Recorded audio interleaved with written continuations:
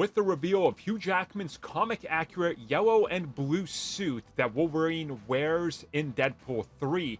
Many of you have asked if I could go back to an old-style video where I break down everything piece by piece. So, without wasting any time, let's get to that.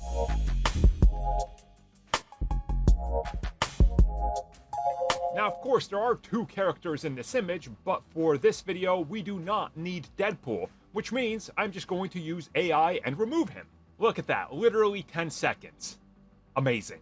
Okay, now that we got the baseline, let's get to the suit breakdown. So the first thing I want to focus on is just Wolverine standing there. Obviously, he's mid-stride, and you get the sense of how the costume is going to move and ripple, and that it is a very tight suit on him, which obviously makes sense since it's the same company that made Deadpool's suit, so it's made to work in tandem with it, which I think is great. Now we're going to start all the way at the bottom and work our way up, and then we're going to do piece by piece breakdown. So going upwards, you're going to notice the knee pads. Again, very much like Deadpool, they're keeping the same theme. You look at the boots, they got the layers on them.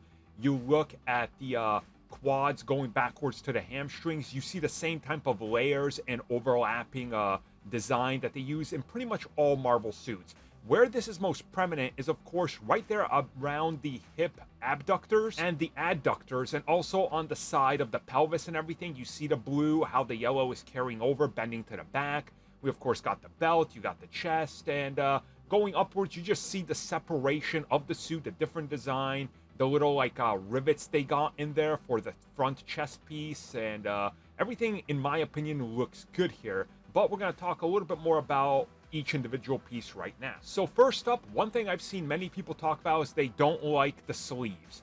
I'm gonna be real with you, I think they're great, I think they work here, and this, in my opinion, is probably to prevent Hugh from having to overwork himself in the gym, because we already know he's had bouts with cancer, and all the supplements and the juice that actors have to go on do not help that. So in my opinion, this is a smart decision. We're still going to see, obviously, scenes of his arms, bare arms and everything like that, but this is a smart choice, and I think it looks good.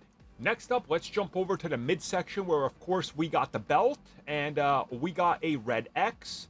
Again, I really like this. I like that they got this in there. It looks awesome. But more importantly, if you look at the belt, it is a separate piece. It's not just built into the suit, which tells me that cosplayers are going to be really happy with this one. Going up right above it, we of course see the rib cage and how they're using the yellow and the blue for separation to give him that depth and almost a, not necessarily an hourglass look, but it gives it that symmetry. And the line down the middle and how the separation just kind of pushes it out, it makes him look slimmer, which is a literal design that they've used in comics for decades. That's why Spider-Man has that separation as well, which I think works good here. Going up right above that, let's talk about the shoulder pads. Obviously, these look like they are metal. They are attached not to the yellow part, but the blue suit that's underneath the yellow, because you can see like the yellow is a jacket that goes over the blue. Again, this is designed, in my opinion, the same way that they designed Captain America's suit. I'm talking about Steve Rogers and more suits, where it's 2 to 3 layers to put it together instead of one that doesn't look as good. Again, cosplayers in mind, this is exactly how multiple suits that I have are layered, including my Daredevil suit. So this right here literally keeps it in line. And if you look at the shoulders, you're going to notice that these are metal. They got yellow on the end, and they are a brighter blue than the rest of the blue, which I think is good because they're reflective metal, so this makes sense. They're not like mesh or textured fabric. Next up, let's jump over to the gloves, where they look really good. The gloves and the gauntlets, you can see that the actual arm, it stops around the forearm with the suit design and everything. There's separation with what I would call maybe black rubber. Then underneath that is another brighter shade of blue, which forms the rest of the gauntlet, and then there's just the gloves. And the gloves, as you can see, at the bottom, got the little metal, I don't know, what would I call those, tubes? Yeah, metal tubes that the claws are going to come out of, which again is really smart, incorporates the comic book look, but it's also obviously using the Fox version, which aren't just like metal spikes, they're more knife-like. And then last but not least, obviously, Hugh right here is not wearing a cowl. So what of it? Well, he's gonna wear one. He's definitely gonna wear one. You can tell that this suit is made for a cowl. My bet is that it's gonna be the type of deal where it's either gonna be a tech-based thing, or this is a scene after he's already lost it, or they just don't want to show it just yet because they're still working on that aspect, and or saving it for a different reveal, which could honestly mean that maybe they're gonna CG the entire mask, which would kind of disappoint me because it looked so bad in Thor: Love and Thunder for Jane.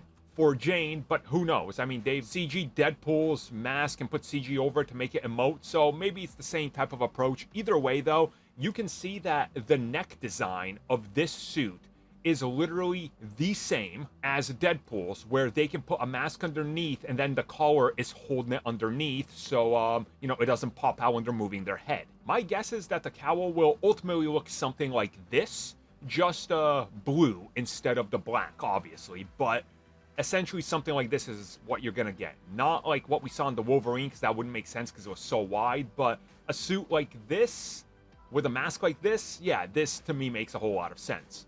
So there we go, guys. Hopefully you enjoyed my a little bit more in-depth breakdown. I really like this suit. I absolutely love it. I think it's going to be interesting to see how it looks in motion, because a lot of times seeing a suit in photos, I think it looks bad, and then in motion it looks better.